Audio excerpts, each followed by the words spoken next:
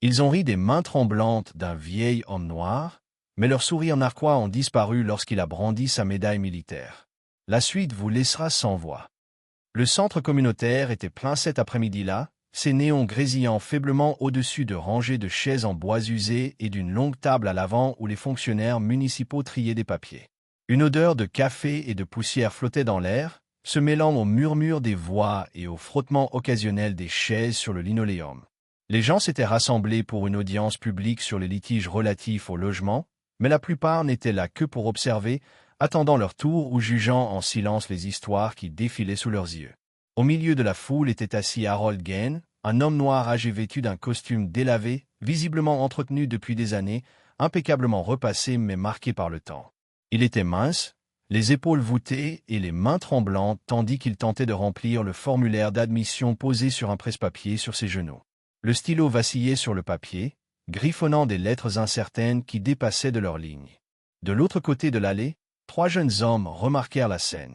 Leurs murmures d'abord bas, mais gagnèrent rapidement en assurance tandis qu'ils se poussaient du coude et souriaient. L'un d'eux murmura que le vieil homme semblait essayer d'écrire avec les doigts cassés. Un autre rit entre ses dents et dit qu'il devrait être en maison de retraite, pas en audience. Le troisième se renversa en arrière, imitant avec exagération les mains tremblantes d'Harold, par une imitation feinte. Leur cruauté silencieuse se répandit comme une étincelle, captant l'attention des autres assis à proximité, jusqu'à ce que l'air soit parcouru d'un flot de rires étouffés et de regards désapprobateurs qui semblèrent tous converger vers Harold. Il sentit tous les regards braqués sur lui. L'humiliation pesait sur lui, plus lourde que le presse-papier qu'il tenait. Sa gorge se serra, et il força sa main à se calmer, mais les tremblements ne firent qu'empirer sous le poids de leur attention. Le rire des jeunes hommes résonna à ses oreilles, plus aigu que tous les coups de feu qu'il avait pu affronter sur un champ de bataille. Ce qui le blessait, ce n'était pas la moquerie en elle-même, mais sa désinvolture, comme si sa dignité était un objet jetable. La pièce, autrefois remplie d'étrangers, ressemblait maintenant à une arène hostile. Sa poitrine lui faisait mal, l'espace d'un instant, il songea à partir, à laisser le formulaire inachevé et à ravaler sa perte. Mais Harold était allé trop loin, avait trop enduré pour se laisser abattre par les ricanements des enfants. Lentement, il posa le stylo, ses doigts le lâchant avec effort. Il prit une longue inspiration tremblante, les yeux fixés sur la table devant lui comme pour s'ancrer contre une marée qui menaçait de l'entraîner sous l'eau. Puis, avec une précaution délibérée, il attrapa la sacoche posée contre sa chaise. Le cuir était craquelé, les bords effilochés, mais elle l'avait accompagné pendant des décennies, transportant le peu de choses qu'il croyait que le monde ne pourrait jamais lui prendre. Il la glissa sur ses genoux, les rires autour de lui encore frémissants, les murmures troublant encore le silence qui aurait dû être le sien. Les moqueries redoublèrent lorsque ses mains tâtonnèrent la boucle.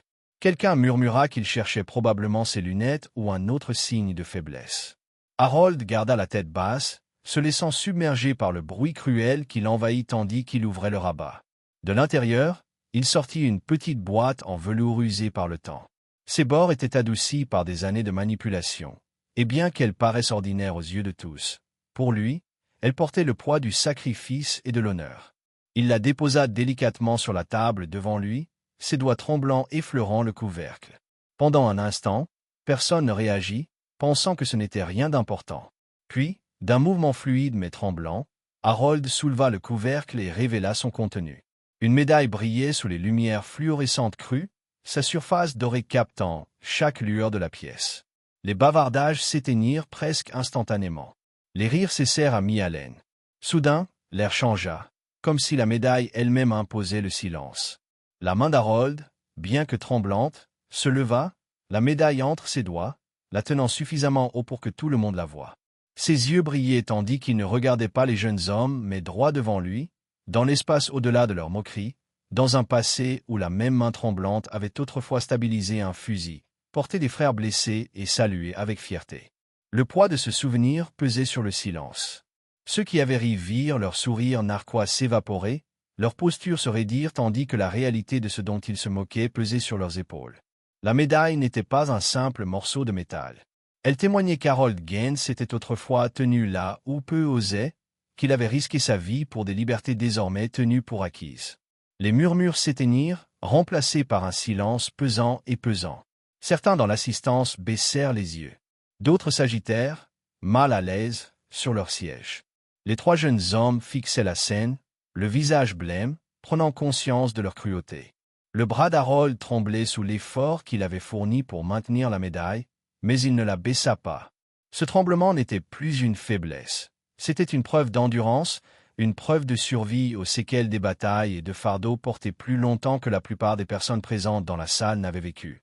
Ses lèvres se pincèrent, un mélange de douleur et de fierté se lisait sur ses traits. Il n'avait pas besoin de parler. La médaille elle-même racontait l'histoire, révélant son passé plus fort que toutes ses défenses. Pour la première fois cet après-midi-là, le silence d'Harold était plus puissant que tous ses rires réunis. Progressivement, il abaissa la médaille et la remit dans l'écrin de velours, refermant le couvercle avec un léger clic. La salle resta silencieuse, comme si personne n'osait respirer trop fort. Harold ne regarda pas autour de lui, en quête de confirmation ou d'excuses. Son regard était fixé sur les officiels au premier rang, la raison même de sa venue. Il n'était pas entré dans cette salle pour esquiver le ridicule, bien qu'il y ait été contraint. Il était venu en quête de quelque chose de bien plus grand. Cette humiliation n'était pas son but, ce n'était qu'un obstacle. En rangeant l'écrin dans sa sacoche, la résolution d'Harold se renforça. La honte qui l'avait accablé quelques instants plus tôt se transforma en détermination. Il ne permettrait pas qu'on le rejette ou qu'on le réduise au silence par le rire. Ils avaient besoin de savoir qui il était, ce qu'il portait en lui et pourquoi il avait le droit d'être entendu. La médaille avait fait taire la foule, mais ce n'était qu'un premier pas. Il était entré dans cette pièce non seulement pour défendre sa dignité, mais pour exiger justice. Et même si ses mains tremblaient encore, son esprit était ferme, inébranlé par la vérité qu'il était venu révéler.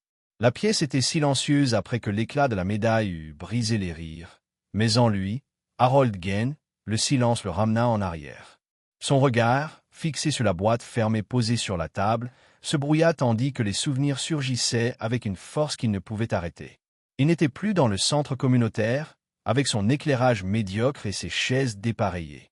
Il avait de nouveau 22 ans, ses bottes lourdes de boue, l'odeur de fumée et de sang emplissant ses poumons. Le sol tremblait sous le grondement de l'artillerie autour de lui, et l'air brûlait de la chaleur du feu. Dans ce souvenir, ses mains ne tremblaient pas.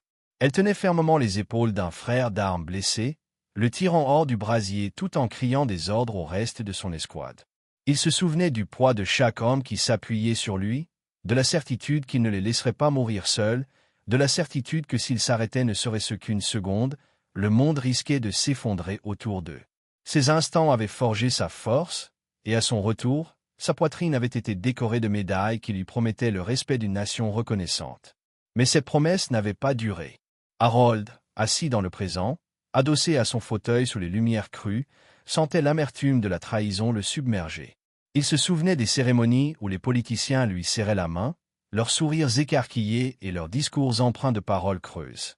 Il lui avait promis de prendre soin de lui, d'honorer ses sacrifices, d'assurer sa place dans une société pour laquelle il avait versé son sang. Pourtant, les années avaient érodé ses mots, les dépouillant.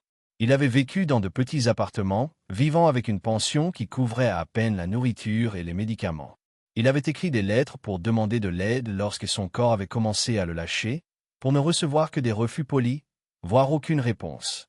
La fierté de son service avait été érodée petit à petit jusqu'à ce qu'il ne reste plus qu'un vieil homme, tremblant devant des étrangers qui prenaient ses tremblements pour de la faiblesse. La raison pour laquelle il était venu à l'audience lui revint à l'esprit, plus brûlante que toute gêne. Sa maison, le dernier havre de paix qui lui restait, lui avait été volée. Non pas ouvertement, mais par le biais de contrats et de documents signés dans des bureaux discrets. Une riche société de promotion immobilière avait marqué son quartier pour le déminage, promettant de nouvelles entreprises et des appartements haut de gamme. Une à une, les familles avaient été chassées, leurs protestations réduites au silence par le jargon juridique. Harold avait tenu bon, certain que la loi qu'il avait autrefois défendue le protégerait. Mais chaque plainte déposée avait disparu. Des semaines se sont transformées en mois d'attente, pour finalement apprendre que ces dossiers avaient été égarés. Des audiences ont été programmées, puis annulées. Les juges ont rejeté ces plaintes sans les lire. Toute voie vers la justice s'est effondrée dans un mur de bureaucratie, et derrière ce mur, Harold a commencé à voir des ombres se déplacer. Il a remarqué les mêmes noms apparaissant sur les documents, les mêmes signatures apparaissant sur chaque décision. Un juge qui avait autrefois promis l'équité assistait soudain à des déjeuners privés organisés par la société. Un officier à la retraite, que Harold avait autrefois salué, siégeait désormais au conseil d'administration du projet de développement, souriant aux côtés des cadres qui inauguraient les nouveaux bâtiments. Les fonctionnaires municipaux parlaient de progrès tandis que leurs propres poches s'alourdissaient. Le schéma était trop clair, trop délibéré. Ce n'était pas l'incompétence qui avait enterré son dossier, mais une forme de protection. Les puissants ne se souciaient pas de la justice pour un homme comme lui. Ils se protégeaient les uns les autres, dressant un bouclier autour de l'entreprise qu'il avait dépouillée de sa maison, s'assurant que personne ne puisse le percer. Harold sentit sa poitrine se serrer tandis que la vérité se concrétisait. Les rires qu'il avait subis quelques instants auparavant n'étaient rien comparés à la cruauté plus vaste au travail. Les jeunes hommes qui se moquaient de ses mains tremblantes n'étaient que le reflet d'un monde qui avait déjà décidé que sa valeur avait disparu. Pour eux, il était une relique, un corps en déclin, facile à rejeter. Mais derrière leur rire se cachait la même arrogance que les juges et les cadres qui pensaient que personne ne les contesterait jamais. L'humiliation dans la salle était un symptôme, pas la maladie. La maladie était la corruption, profondément enracinée et recouverte de couches de pouvoir et d'influence. Ses yeux quittèrent la loge, scrutant les visages présents. Nombre d'entre eux évitaient encore son regard, leur silence pesant de honte. Pourtant, Harold ne pensait pas à eux. Son esprit était déjà tourné vers les hommes en costume qui ne mettraient jamais les pieds dans ce centre communautaire, ceux qui croyaient pouvoir l'écraser en silence. C'était eux le véritable public qu'il était venu chercher, même s'il n'était pas encore là. Il sentit l'ancienne flamme s'allumer dans sa poitrine, la même flamme qu'il avait autrefois portée à travers la fumée et le chaos. Son corps tremblait, mais son esprit, non. Il savait que le combat à venir serait brutal, car les hommes qui s'accrochaient à un pouvoir volé ne l'abandonnaient jamais de plein gré. Pourtant, Harold n'était pas venu les mains vides. Il avait emporté bien plus qu'une médaille dans sa sacoche. Il avait conservé des choses au fil des ans, des archives, des lettres, des fragments de vérité que d'autres pensaient qu'il avait oubliés. Il croyait que sa mémoire s'était affaiblie avec son corps, que le temps avait émoussé son tranchant. Mais ils avaient tort. Il avait vécu assez longtemps pour déceler leurs intentions, pour reconstituer ce qu'il voulait cacher. Il était resté silencieux, attendant le moment opportun, et maintenant, peut-être sans le vouloir, les rires lui avaient donné la parole. Le silence dans la salle se prolongeait, le poids de la révélation de la médaille pesant toujours sur chaque personne présente. Harold se redressa sur sa chaise, sa silhouette frêle se redressant avec effort, mais aussi avec détermination. Sa voix était basse, à peine plus qu'un murmure, mais elle portait dans le silence. Il leva les yeux brillants de la perspicacité d'un homme pas encore vaincu, et murmura, presque comme s'il se rappelait ce qui allait arriver. « Ils me croient faible, mais ils ne savent pas ce que j'ai caché. » Le silence dans le centre communautaire était presque suffocant, le genre de silence qui suit un coup de tonnerre. Harold Gaines sentait chaque battement de cœur battre contre ses côtes, chacun lui rappelant qu'il était toujours là, toujours debout, malgré tous les efforts des années pour l'affaisser. Il reposa la main sur la sacoche, le cuir usé frais sous sa paume. Cette fois, il ne chercha pas la boîte en velours. Au lieu de cela, ses doigts creusèrent plus profondément, parcourant de vieux reçus et des fragments de souvenirs pliés jusqu'à trouver le bord d'une chemise en papier craft usé. Ses coins étaient pliés, sa surface décolorée par le temps et tachée par les innombrables fois où il l'avait ouverte, étudiée, puis cachée. Lentement, délibérément, Harold la souleva et la posa sur la table. Un murmure parcourut la pièce, piquant la curiosité de ceux que la vue de sa médaille venait de réduire au silence. Il ouvrit le dossier et la première chose qui capta la lumière fut son dossier militaire, des feuilles estampillées des insignes de service, chaque ligne de texte décrivant ses années de sacrifice.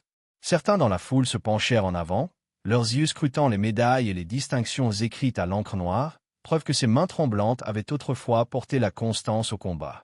Harold tourna une autre page, révélant des actes de propriété gravés à son nom, documents prouvant son droit sur la maison spoliée par la cupidité des entreprises.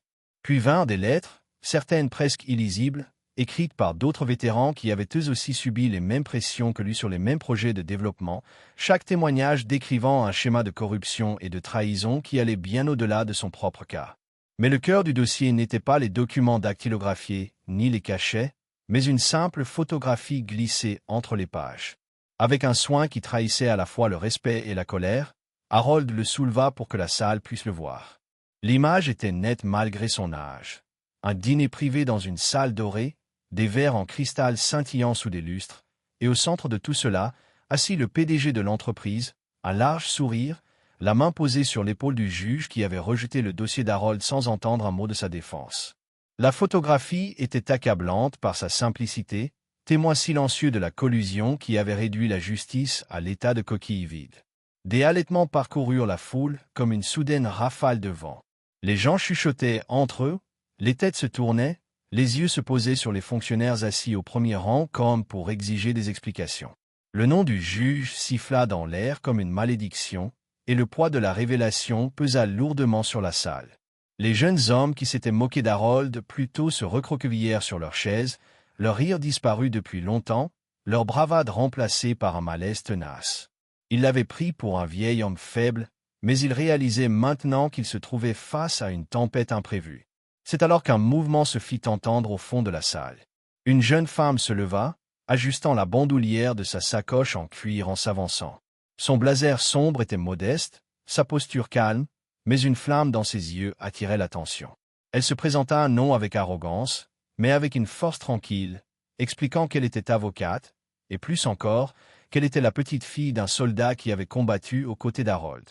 Sa voix s'adoucit tandis qu'elle évoquait les anecdotes de son grand-père sur l'homme qui l'avait tiré du danger, des histoires de courage qui avaient marqué son enfance. Cet homme était maintenant assis devant elle, tremblant mais inébranlable, et elle déclara qu'elle se tiendrait à ses côtés pour le représenter, bénévolement, sans hésitation. L'atmosphère changea instantanément. Là où quelques instants auparavant Harold se tenait seul, silhouette fragile face à un système indifférent, il était désormais entouré d'une nouvelle alliée, dotée à la fois d'une loyauté personnelle et de la puissance de feu professionnel nécessaire pour riposter. Il la regarda, les yeux humides, et vit non seulement son visage, mais vit aussi l'ombre de son camarade tomber dans son expression. C'était comme si le passé lui-même s'était invité dans le présent pour lui rappeler que son combat n'était pas le sien seul. L'équilibre des forces dans la salle pencha, subtil mais indéniable. Des rumeurs de scandale commencèrent à se propager, plus vite et plus fort, se faufilant dans la foule comme portés par des fils invisibles. Les gens échangèrent des regards indignés, leurs voix tremblantes, conscients que la corruption avait touché même les juges censés les protéger. Harold se redressa, le tremblement de ses mains ressemblant désormais moins à de la faiblesse qu'à un étendard d'endurance, chaque tremblement rappelant le prix qu'il avait payé pour être encore là. Il n'était plus seulement un vieil homme assistant à une audience. Il était le fer de lance de quelque chose de bien plus vaste. Un jugement qui menaçait de ruiner le confort de ceux qui se croyaient intouchables. Les jeunes hommes de l'autre côté de l'allée baissaient les yeux, incapables de soutenir son regard, leur cruauté passée se transformant en honte. Les fonctionnaires assis devant s'agitaient, mal à l'aise, certains chuchotant à leurs assistants, d'autres fixant le vide, comme s'ils refusaient de reconnaître la tempête qui se formait à vue d'œil. Harold comprenait ce que cela signifiait. Le combat qu'il avait mené en silence pendant des années n'était plus caché dans les coulisses ou enfoui dans les dossiers. Il était désormais vivant, au grand jour, et tout le monde l'observait. Mais il savait aussi que le danger ne faisait que commencer. Les hommes riches et influents ne cédaient pas facilement. Ils ripostaient par des campagnes de diffamation, des manœuvres juridiques, des menaces murmurées dans l'ombre. La détermination d'Harold se raffermit, car il avait vécu trop longtemps pour croire que la victoire serait gratuite. Il regarda le dossier, le jeune avocat debout à ses côtés, et sentit le poids de ce qui l'attendait. Son esprit, bien que fatigué, brûlait à nouveau de la même flamme. Alors que les murmures se transformaient en une énergie incessante, Harold leva le menton, sa voix basse mais ferme, s'adressant à ses proches comme s'il s'adressait à lui-même plus qu'à quiconque. Demain, le monde connaîtra la vérité. Le lendemain matin de l'audience, le palais de justice n'était plus seulement une salle d'audience, mais l'œil du cyclone. Dehors, l'air résonnait du bourdonnement sourd des générateurs alimentant les caméras de télévision. Les reporters, micro à la main, serrés les uns contre les autres comme des soldats en première ligne. Des camionnettes satellites bordaient la rue, leurs antennes paraboliques pointées vers le ciel, diffusant chaque murmure du scandale qui se déroulait à travers le pays. Un homme qui autrefois passait inaperçu portait désormais les yeux de la nation sur ses épaules. Harold avançait lentement dans la foule, sa sacoche attachée sur la poitrine, bien que son contenu ait déjà changé le monde autour de lui. Le dossier qu'il avait ouvert la veille n'était plus seulement du papier et de l'encre, il était devenu une arme, brisant des décennies de silence et de corruption avec la force de la vérité. À l'intérieur du bâtiment, le chaos régnait là où l'ordre avait autrefois été imposé aux plus faibles. Des agents fédéraux en costume sombre se faufilaient dans des couloirs impeccables, leurs badges étincelant sous les néons à leur entrée dans les bureaux et les salles d'audience. Un à un, les cadres étaient conduits dehors, menottés, leurs costumes coûteux froissés, leurs cravates de travers, leurs sourires forcés remplacés par les regards vides d'hommes conscients que les murs s'étaient enfin refermés. Des caméras capturaient chaque pas, chaque tête baissée, chaque scintillement des chaînes d'argent autour des poignets qui signaient autrefois des contrats dans les coulisses. Le même juge qui s'était penché en avant, le regard moqueur dans les yeux quelques jours auparavant, était maintenant assis dans son cabinet, dépouillé de sa robe, son nom résonnant dans les couloirs comme un avertissement. Le temps que les agents le guident dehors, la foule qui attendait sur les marches du palais de justice éclata, non pas en applaudissements, mais en exclamations d'incrédulité, suivies d'une vague croissante de voix exigeant des comptes. Les jeunes hommes qui s'étaient moqués d'Harold lors de sa première comparution tremblante étaient assis sur les marches du palais de justice, sans plus d'arrogance ni d'amusement. Leurs visages étaient pâles, leurs expressions dénuées d'arrogance, tandis qu'ils observaient le monde basculer autour d'eux. Là où ils avaient autrefois vu un vieil homme frêle fouiller des papiers, ils voyaient maintenant le cœur d'une tempête qui avait secoué leur ville jusqu'en ses profondeurs. Leur rire semblait enfantin face au poids de ce qui se déroulait sous leurs yeux, et bien qu'Harold ne se soit jamais retourné pour les saluer, le silence qu'il gardait était plus fort que toutes les railleries qu'il lui avait jamais adressées. Harold lui-même se tenait immobile, même si le tremblement de ses mains n'avait pas disparu. Cela ne ressemblait plus à de la faiblesse. Sous la lumière vive des projecteurs, ce léger tremblement portait le poids de la survie, signe qu'il avait porté un poids que peu d'autres pouvaient comprendre. Sa médaille brillait contre sa poitrine, attirant sans cesse l'attention des caméras. Les journalistes se penchaient, le qualifiant de héros, exigeant son histoire, demandant ce que cela faisait de résister à tant de choses et de rester debout. Les yeux d'Harold ne s'emplissaient ni de fierté ni de triomphe, ils exprimaient plutôt le calme profond d'un homme qui avait mené des batailles, bien avant que le monde ne les observe. Il ne jubilait pas, il ne crachait pas son venin sur ceux qui avaient douté de lui. Il se tenait droit, laissant la vérité parler d'elle-même, laissant les chaînes qui entouraient les coupables et les acclamations de la foule remplacer toute nécessité de ses propres paroles. Derrière lui, la jeune avocate qui s'était manifestée la veille s'exprimait devant les micros avec une conviction inébranlable. Elle racontait l'histoire de son grand-père, celle des soldats qui avaient versé leur sang pour des libertés aujourd'hui bafouées par la cupidité, et expliquait pourquoi le combat d'Harold était plus que l'affaire d'un seul homme. C'était un jugement pour chaque voix réduite au silence. Ces paroles résonnèrent sur la place, amplifiant ce que la dignité tranquille d'Harold avait déjà enflammé. Des inconnus qui ne l'avaient jamais rencontré levèrent leur téléphone, capturant son image non pas comme une victime, mais comme un symbole. Des pancartes commencèrent à apparaître dans la foule, écrites à la hâte mais percutantes. « Justice pour Harold, la vérité avant le pouvoir, respectons nos vétérans ». Lorsque le jugement final tomba, lorsque les gros titres confirmèrent que les biens d'Harold avaient été restitués, que son nom était blanchi et que l'empire de l'entreprise avait commencé à s'effondrer sous le poids de la révélation, Harold ne célébra pas. Il franchit simplement les portes du tribunal, d'un pas posé, la médaille se balançant doucement contre sa poitrine. Les journalistes le suivaient, le qualifiant toujours de héros, cherchant toujours à capter le message parfait. Pourtant, il restait calme, la voix basse, leur rappelant que la justice ne se résumait pas à des applaudissements, mais à faire ce qui est juste. À la maison, les voisins qui autrefois chuchotaient avec pitié se rassemblaient maintenant avec respect, lui serrant la main, lui offrant à manger, disant à leurs enfants de se souvenir de son histoire. Sa petite maison, presque volée, était de nouveau un lieu de fierté, et Harold, assis sur sa véranda dans la lumière du soir, regardait les enfants passer à vélo devant le portail. Il pensait à ses amis disparus depuis longtemps, à ses camarades dont les rires remplissaient autrefois les camps sous des cieux étrangers, à des hommes qui n'étaient pas revenus livrer de tels combats. Pour eux, il gardait le silence, sachant que l'histoire le dépassait, sachant qu'elle était aussi la leur. Les présentateurs du journal télévisé repassaient les images encore et encore, les mains tremblantes déposant des documents sur le banc, la médaille clignotant, la disgrâce du juge, les dirigeants emmenés. C'était devenu un cri de ralliement, une histoire partagée dans les salles de classe, les églises et les repas de famille. D'autres, encouragés par le courage d'Harold, se sont manifestés, évoquant les injustices qu'ils avaient subies sans oser les révéler. Les fissures se sont élargies et la forteresse du silence que des hommes puissants avaient bâtie pendant des décennies a commencé à s'effondrer. Contre toute cette épreuve, Harold est resté ferme. La tempête était passée, mais ses vents portaient son nom bien au-delà des marches du tribunal.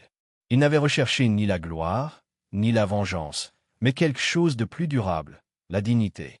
Et tandis que les caméras s'attardaient une dernière fois sur lui, la médaille scintillant contre sa poitrine, la voix du narrateur s'est fait entendre avec une conviction aussi claire que la vérité elle-même.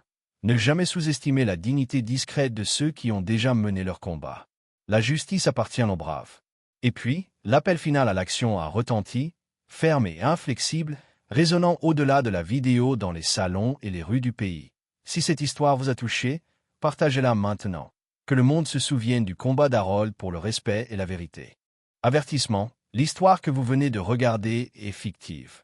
Elle a été créée pour exposer les dures réalités des préjugés raciaux, de l'agisme et de la dignité des anciens combattants noirs face au manque de respect. Ce récit vise à sensibiliser, à susciter l'indignation et à inciter à l'action pour la justice, la responsabilité et le respect de tous ceux qui ont servi.